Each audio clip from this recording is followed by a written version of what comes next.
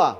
Autor de On the Road, romance lançado em 1957, depois de ser rejeitado por várias editoras, Jack Kerouac é um dos maiores representantes da geração Beat, ao lado de Allen Ginsberg e William Burroughs. Nesse ano que marca o centenário de nascimento do escritor norte-americano, a gente conversou com o historiador e jornalista Eduardo Bueno, que traduziu com o título Pé na Estrada o principal livro de Kerouac, mantendo-se fiel a seu lirismo e ao seu sentido transgressivo.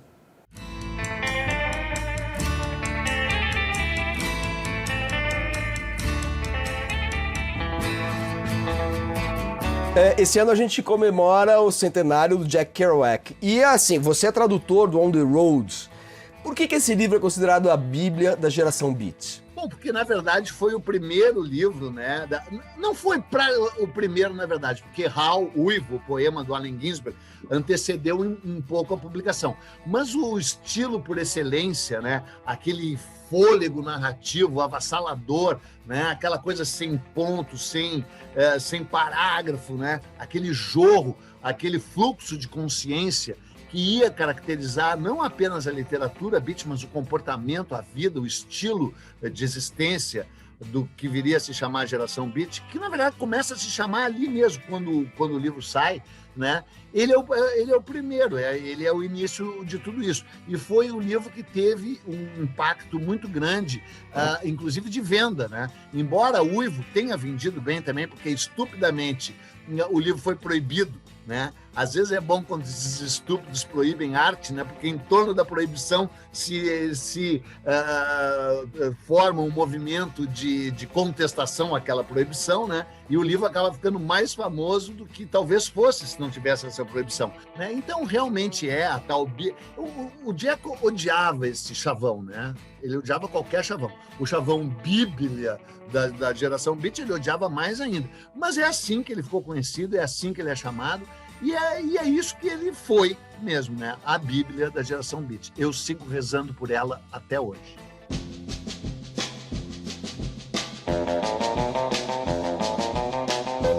O livro narra na verdade, 4 viagens do Kerouac e dos companheiros dele, especialmente o Neil Cassidy, né?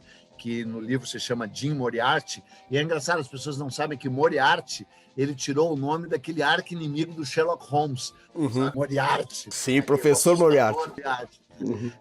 Então, o Jim Moriarty, na vida real, é o Neil Cassidy, que era um delinquente juvenil, literalmente isso, sabe, assim, rebel without a cause, rebelde sem causa, do James Dean, né, tal, aquela insurreição da juventude americana contra o American Way of Life, contra aquela vida vazia, contra aquele sonho que, na verdade, era um pesadelo, né, o pesadelo consumista americano do pós-guerra, da época do Eisenhower. Eram os caras que não se adaptavam a isso. O Neil Cassidy tinha nascido praticamente na sarjeta, o pai dele era um alcoólatra de rua, né?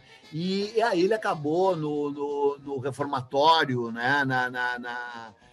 Na FEBEM, né? E da FEBEM ele começou a escrever cartas para esses intelectuais da outra costa, porque ele não era bem da costa oeste, mas era mais da costa oeste que da leste. E ele começou a mandar cartas lá para Nova York, que chegaram no Ginsberg, que chegaram no William Burroughs e no Jack Kerouac, que se encantaram com aquele estilo narrativo, com aquela vida dele. E aí o Kerouac, né, que no livro chama Soul Paradise, acaba conhecendo na vida real, porque o livro é todo baseado nessa viagem que os dois fazem de carona de Nova York a São Francisco, de São Francisco à Cidade do México e da Cidade do México de volta a Nova York, um grande triângulo, né, que eles percorrem em 1947, 48, 49, de carona, né, depois com o próprio carro, e o livro narra essas 4 grandes viagens, especialmente a primeira, né, que é a grande viagem de carona, quando o Kerouac sai de Nova York para encontrar o Neil Cassidy em São Francisco. Agora, quando você fala que essa experiência ficcional se baseia numa experiência vital, vivida, que eles fazem mesmo, isso revela um lado aí da geração Beat e do livro, e do Kerouac, que é esse vínculo entre literatura e vida. né? Então essa ideia do sexo, drogas, liberdade sexual, é uma coisa que está muito sintonizada com algo que estava ausente da literatura, que é a experiência vivida, a incerteza, o caos. E talvez isso tenha sido mais impactante, né, na literatura beat de uma maneira geral e no Kerouac em especial. Nessa literatura anterior a deles, né, dos Beats, havia também uma experiência de vida, né? Tinha um tom confessional, porém pagava tributo à literatura europeia. Era uma forma a mesma forma europeia de contar uma história, de fazer um romance. E o Kerouac, e o Ginsberg, e o Burgers, eles primeiro trazem a história, tiram a história do gabinete, levam para a sarjeta, para a rua, para a estrada, para o acostamento, né? E, acima de tudo, eles pegam a prosódia, o som do inglês americano, a língua das ruas. E, com isso, eles retomam uma proposta do Walt Whitman, o poeta lá primordial americano, né? O pai dos poetas americanos, considerado até hoje o maior poeta americano de todos os tempos, né? Igualado só mesmo ali pelo próprio Ginsberg e pelo Where's a Pound, né, e tal. É uma experiência de vida, mas é uma experiência de vida realmente americana, norte-americana, e não europeia. E a história de que ele escreveu num rolo único de papel, que significado tem isso? A história é verdadeira, né? A versão original, que inclusive a LPM publicou, o manuscrito original, foi de fato escrito num rolo de papel de telex, para que ele não precisasse nem trocar de folha, né? Porque ele datilografava com uma velocidade espantosa, né? Recordista. Inclusive, isso propiciou uma piada maravilhosa do Truman Capote, que disse: "This is not writing, this is typewriting." Né? Isso não é literatura, isso é datilografia. Né? Uma piada maravilhosa. O Truman Capote não deve nem ter se dado ao trabalho de ler o livro. Pior para ele, por um lado, né? Porque essa discussão se é uma obra-prima ou não é ridícula, evidentemente é uma obra-prima. Mas daí, quando você coteja o manuscrito original com a versão que vendeu, faz todo sentido pela ótica comercial de ter dado aqueles cortes. Mas o manuscrito original, escrito em 3 semanas, num rolo de telex, o rolo, inclusive, existe, viaja pelos Estados Unidos, na minha opinião, é mais importante que os manuscritos perdidos do Mar Morto, que os pergaminhos que deram origem à Bíblia. Afinal, todos sabem que On the Road é a Bíblia da geração Beat. And it's all over now, baby blue.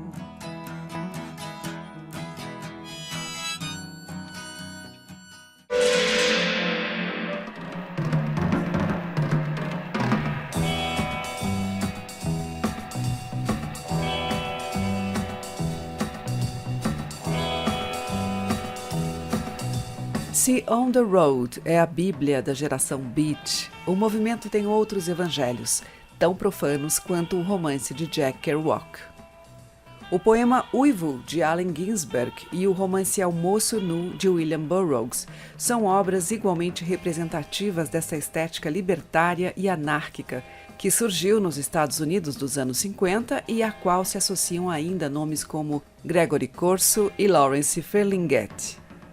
Os três, Kerouac, Ginsberg e Burroughs, se conheceram em plena Segunda Guerra Mundial e logo se identificaram em torno de uma ideia de contestação dos valores instituídos como forma de mudar a vida e transformar a sociedade. Tinham como referências literárias poetas malditos e visionários como Baudelaire, William Blake, Rimbaud e Yeats. Cultuavam figuras à margem da sociedade, o vagabundo e o louco, o suicida e o criminoso, e fizeram das drogas alucinógenas um meio de alcançar novos estados de consciência e de ampliar os limites da realidade.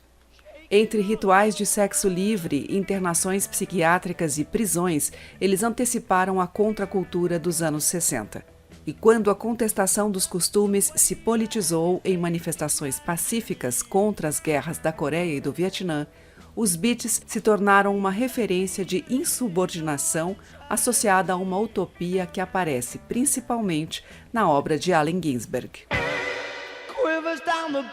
Eu vi os expoentes da minha geração destruídos pela loucura, morrendo de fome, histéricos, nus.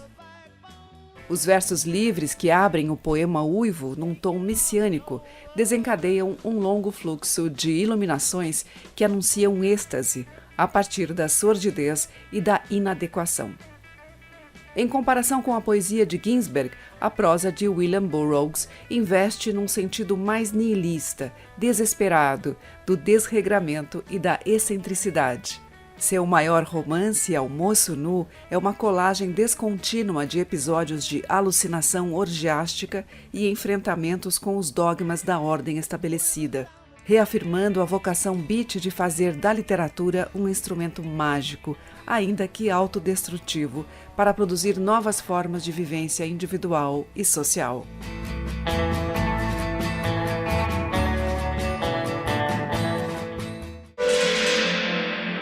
Olá, gente! Estamos de volta e nesse ano o feriado do Dia do Trabalho, 1º de maio, cai num domingo, vai ser agora, nesse final de semana.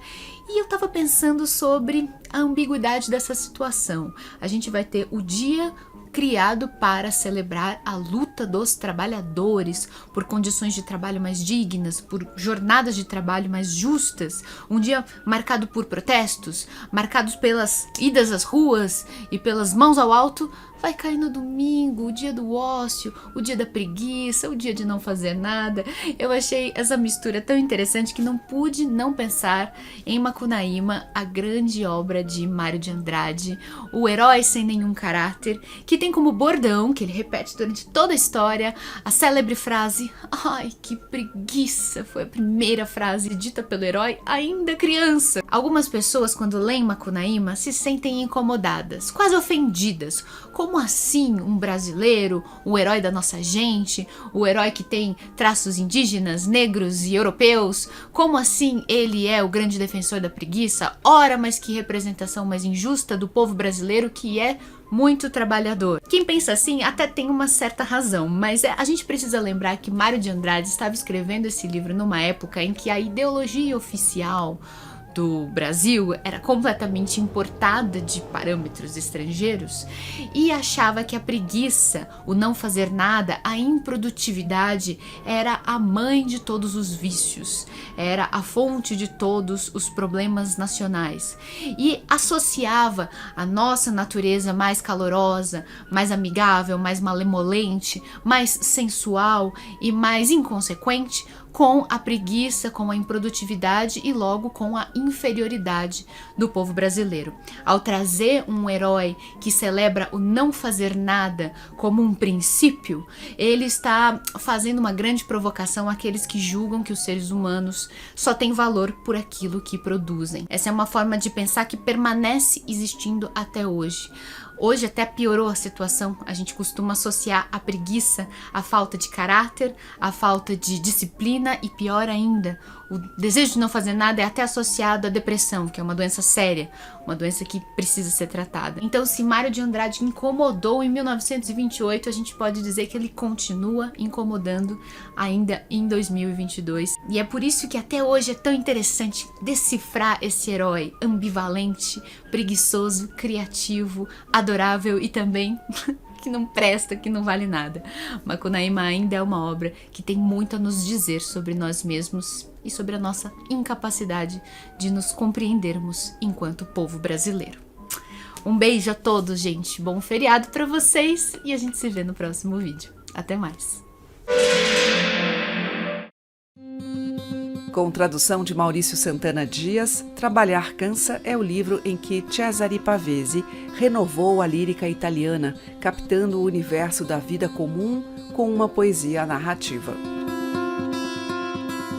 Em Gilberto Mendes, Notas Biográficas, o escritor Flávio Viegas Amoreira pinta um retrato afetivo e intelectual do grande compositor de vanguarda brasileiro, nascido há 100 anos.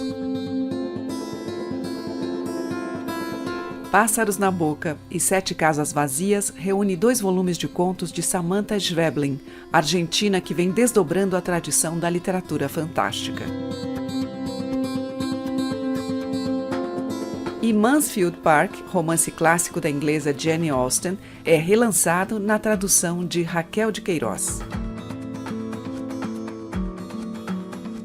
Depois do intervalo, os jornalistas especializados em música André Barcinski e Fabiana Ferraz comentam canções e discos inspirados na literatura. O Entre Linhas volta já.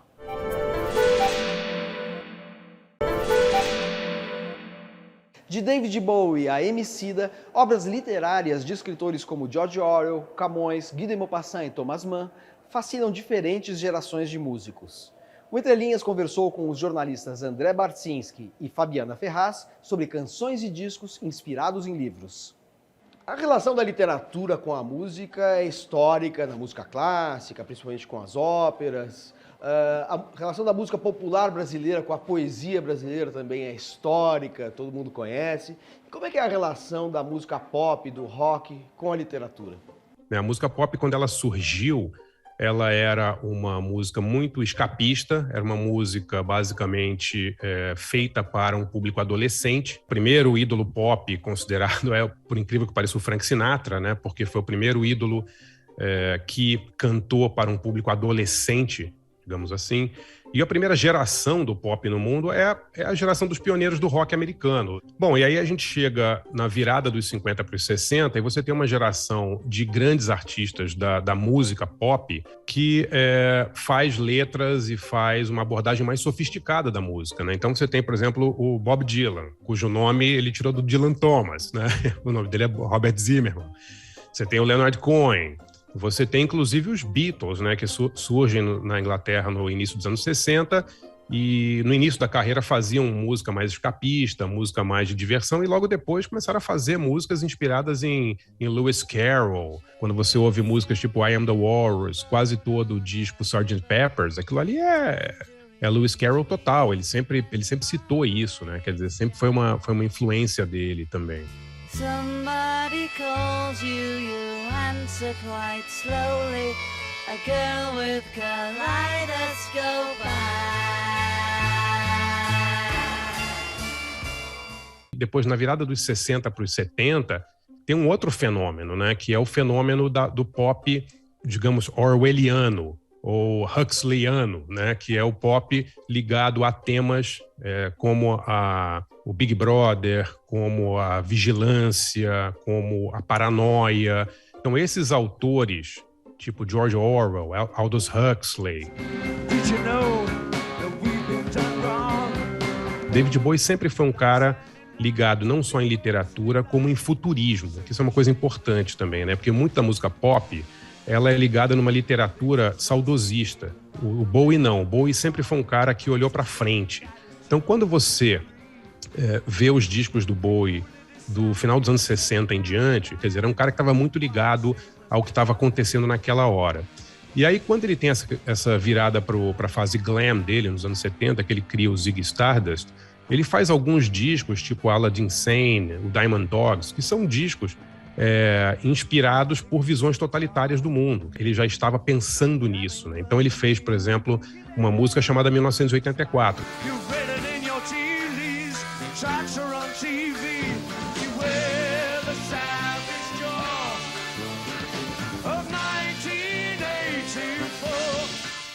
O punk, por exemplo, o Dead Kennedys. Dead Kennedys tem uma música chamada California Uberalis. California Uberalis é uma música sobre uma visão totalitária dos Estados Unidos na era Reagan.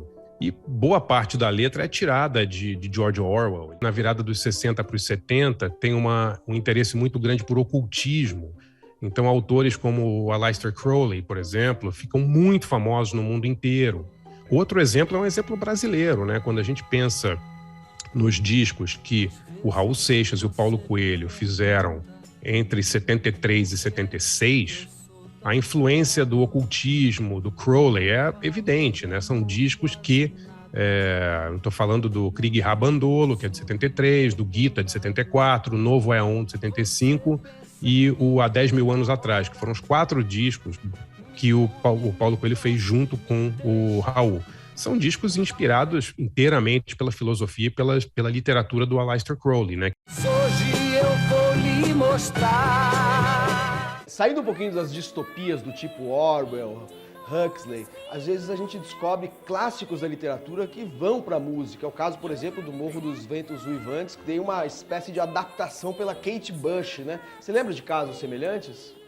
Olha, lembro de vários. Um dos últimos discos da Legião Urbana chama Tempestade. né? O nosso amigo Renato Russo era grande fã de Shakespeare, né? Ele gravou letras também inspiradas em Camões, quer dizer, tem muitos clássicos da literatura que inspiraram grandes músicas. Um dos últimos discos do Dylan tem a música The Tempest também, que é Shakespeare. Sabe uma outra música que as pessoas não se ligam e que é inspirada num clássico? É a música do Cure, Killing an Arab.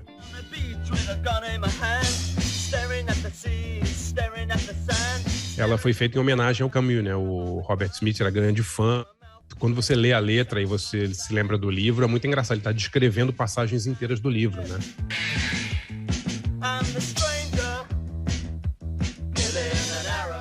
Duas músicas me vêm na cabeça que foram inspiradas em livro, né? Agora.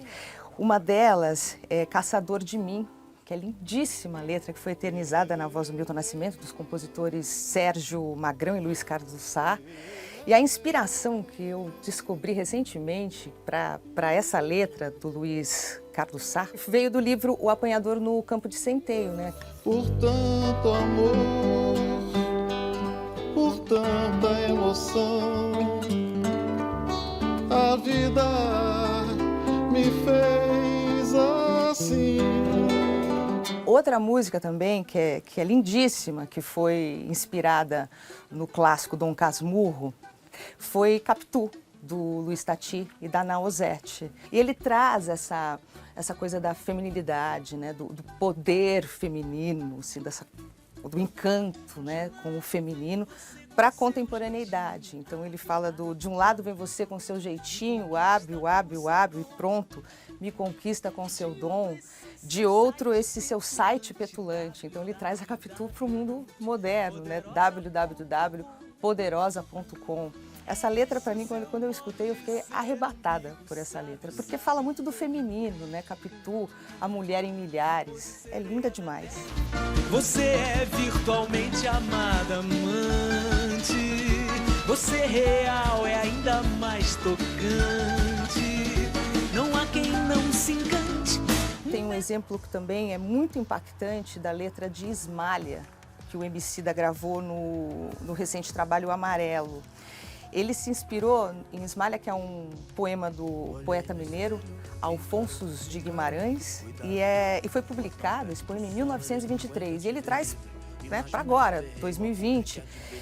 E ele fez um rap inspirado nesse poema. Ismália, Ismália, Ismália, Ismália, Ismália, Ismália, quis tocar o céu, mas terminou no chão.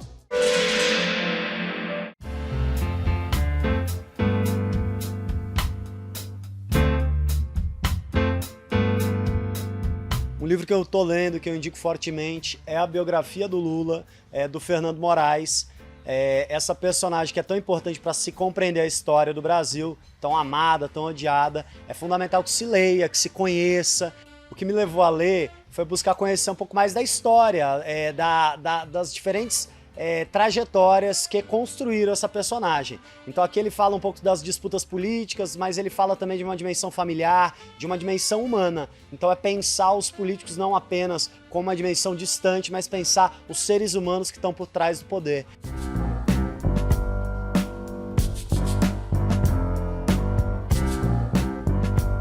Minha indicação de leitura é o Processo de Franz Kafka. Eu fui apresentada a Kafka o ano passado pelo meu marido com o livro A Metamorfose, que eu também recomendo. E entre um e outro, este ano eu li Shakespeare, eterno bardo William Shakespeare, eu li Macbeth.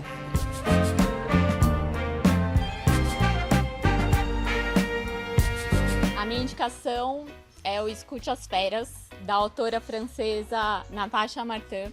Aqui no Brasil ele foi lançado em 2021 e é o relato da Natacha, que é uma antropóloga, sobre o encontro que ela tem com um urso que dilacera a mandíbula dela. E ao mesmo tempo em que ela vai percorrendo a recuperação, ela coloca questões de toda a ordem, tanto política como de culturas originárias. Enfim, é um livro maravilhoso, uma escrita deliciosa de antropologia.